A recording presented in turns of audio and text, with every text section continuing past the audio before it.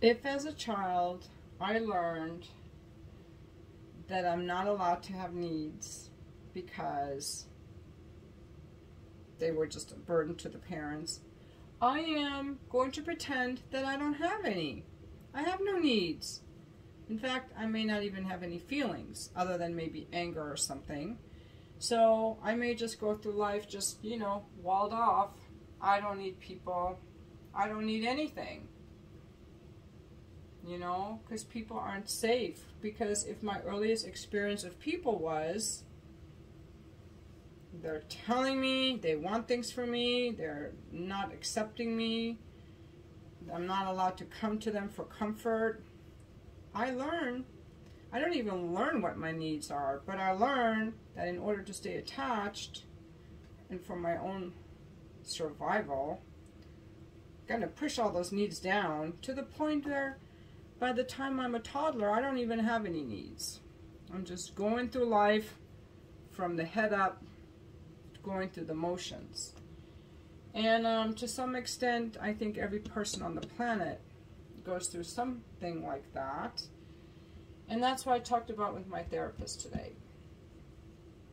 So we do not know who we are if we're not reflected.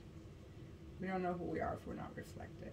And I think a lot of the insults come from that, obviously, are people who are afraid of connecting. We're social creatures. To the extent that people avoid connection, it's because the connection was never safe. So here's the good news. We can get in touch with our own inner adult wise self and learn to feel safe in ourselves, and from there practice expressing our needs and our feelings, and develop those muscles. So now the next part of my video will come up. So today I had my second session with my therapist, and we talked about needs. And this is going to help everyone because we all, I believe, had our needs abandoned as children, or think that we're not allowed to have needs. Other people are not responsible for meeting my needs, okay?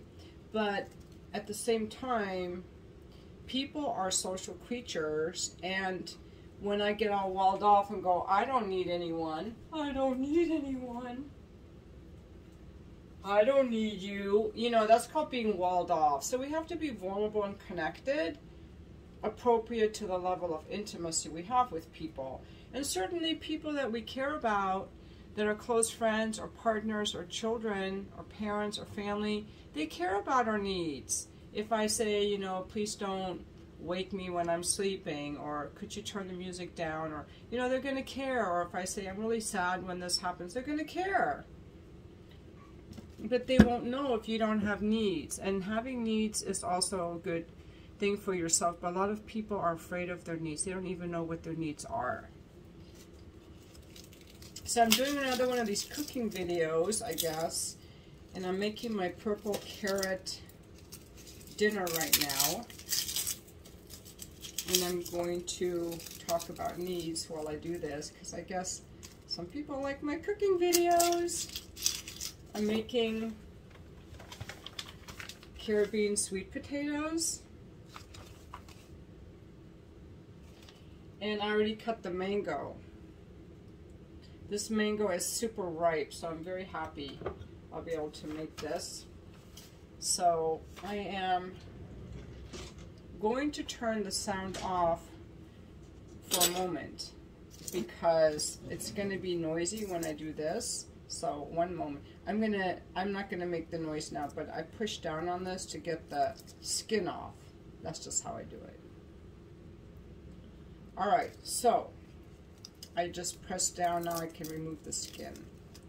Children have two needs. They have a need for attachment and they have a need for authenticity. Children learn what their feelings are by having the adults reflect their feelings and their needs back to them. Yeah. Now, when a child is told, you're crying, I'll give you something to cry about, or say you go to your parents and say, I'm cold, and they'll be like, no, you're not, it's a warm day. You know, they're denying how you feel, or they're not reflecting how you feel. Children just get confused and they don't know how they feel. But they need to stay attached to their parents, so they will forsake their authenticity for the sake of attachment, because you need your parents. Children are very helpless. Now I'm going to show you this garlic press is a new one that I've been using. It's kind of cool. Put the garlic in here, and then you just kind of like rotate it. Like that.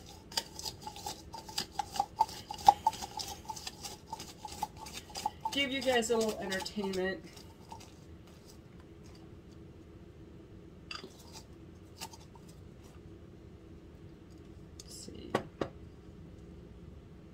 I need to do this again. So children will forsake their authenticity to get their needs met. And then we learn as children to not trust our own feelings or our own bodies. You ever had to give your family members a hug when you didn't want to, or say sorry when you weren't really sorry? These things all put us out of touch with what our real feelings are in our bodies. So then we look to others for how to think or what to do. And I do that sometimes. I'm like, I'm confused. I don't know what I should do. Or I might ask someone for advice. What do you think I should do? Because that's just a signal that we're disconnected from our own feelings about it. Because our feelings are a good guide. So that causes this kind of confusion. So while it's good to ask other people for advice,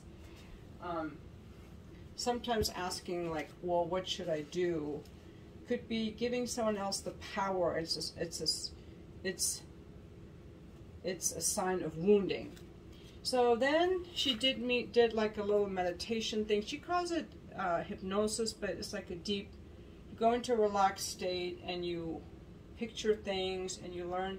It was to learn how to feel safe in my own body, how to make myself feel safe. And we also talked about, in dating, attractions of inspiration versus attractions of desperation. Because there have been times in the past where guys blew me off, and I started feeling this very panicky feeling in my body. You guys might be able to relate. And instead of thinking, that's an attraction of deprivation, let me just, this is done, I would be like, how can I get this person back? And that's what a little kid does. That's what a little kid does, chasing after a parent who's blown them off. That's not what an adult does. So we talked about the inner child and the wise adult. So overall, I think it was, you know, pretty good. And that I can trust myself as to, you know, what is right for me, and that there isn't something that I have to do. So that was pretty good. But I just want to talk about needs, because a lot of people don't know, we don't know what our needs are, or there might be people who are uncomfortable with our needs. Then when I talk about needs, it's more like sharing my feelings with people. Adults are not responsible for other adults. But when we're in friendship with people, we care how they feel, right? And a nice thing when someone has a problem is to just say, well, how do you feel? And just say, hey, that must be hard for you. That must be hard for you, or that sucks. I don't have to fix it or anything. So now, my next step is I have to heat the vegetable oil in a saucepan, cook the onion and garlic for 3 to 5 minutes. So I'm going to get back to my cooking, and I just want to say, I hope I didn't judge people that don't have kids. It's just for me personally. I have a lot of friends who don't have kids, or I have friends who don't have kids. But for dating, I will not date a guy who is against families or has no family experience. He just wouldn't be a good partner for me. That's what I'm saying. And you know what? I may never have another partner, but I have me. And actually, I'm pretty happy with my life. So, because I have all you guys. I have all you guys. I'm not really alone. I have you guys. I have you guys watching my videos. And thank you for watching my video.